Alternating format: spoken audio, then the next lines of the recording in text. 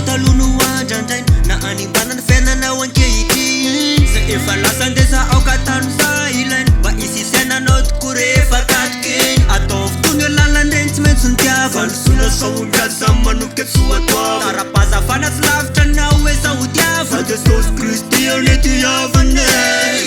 tsy omaly tsy androany narapitsany andro fa mbola manantena ihany hoendray andro any tsy maintsy posaka lay masoandro anjara ho aety antany noho izany tsy maintsy mivavaka foana isan'andro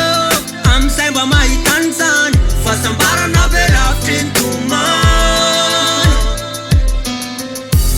eny toko fanantenanany ho fanantenanany ho toko fanantenana tsila eny toko fanantenanany ho fanantenanany ho toko fanantenana tsila Wala misy niantenaina Dray andro volofosaka ndray maraina de Masaka masoandro hoanao Hoantsika rehetra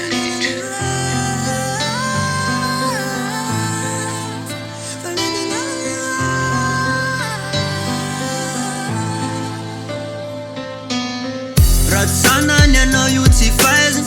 Tiavany anafaka anao anatiny aizina Ka za mavona ny fananarany Araka atao viaviko ny fampianarany Fetrana mezinezine